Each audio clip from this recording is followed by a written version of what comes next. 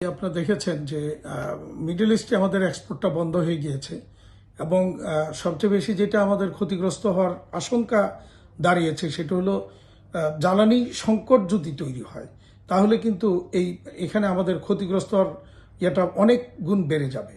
এবং রপ্তানি খাতটা সবচেয়ে বেশি ক্ষতিগ্রস্ত ইতিমধ্যে হওয়া শুরু হয়েছে। কারণ একদিকে আমাদের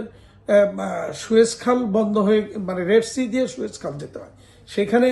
ওই রাস্তা বন্ধ হয়ে যদি ইউরোপ ডেস্টিনেশনটা আমাদের পুরোপুরি মানে বলতে পারেন যে এই রুটটা বন্ধ হওয়াতে অতিরিক্ত 7 দিন সময় লাগবে, যেখানে আমাদের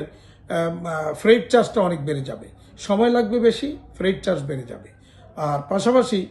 সবচেয়ে যেটা আমরা আশঙ্কা যেটা বেশি করছি সেটা হচ্ছে যদি এই যুদ্ধের কারণে যদি জ্বালানি সংকট তৈরি হয় তাহলে উৎপাদন বিশালভাবে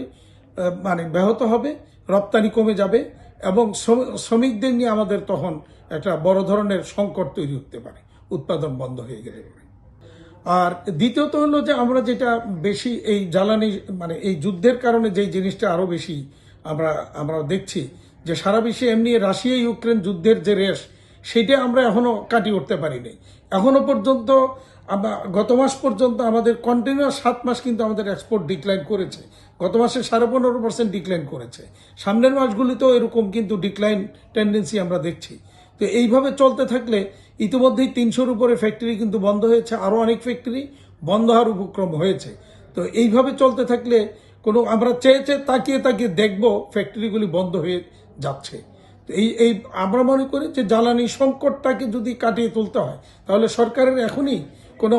বিকল্প কোনো জায়গা থেকে জ্বালানি সংগ্রহের উদ্যোগটা নিতে হবে। আদারওয়াইজ একটা সময় গিয়ে যদি আমার এই জ্বালানি সংকট হয় তাহলে কিন্তু আমার ইন্ডাস্ট্রি বন্ধ হওয়ার উপক্রম হয়ে যাবে।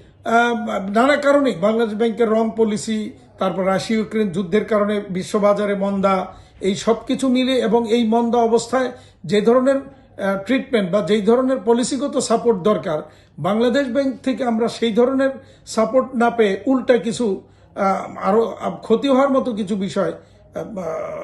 বাংলাদেশ ব্যাংক থেকে হয়েছে, যার কারণে রং পলিসি বলবো সেটাকে, যার কারণে এই ইন্ডাস্ট্রিগুলি একটার পর একটা বন্ধ হয়েছে এবং আরো বন্ধ হওয়ার পথে।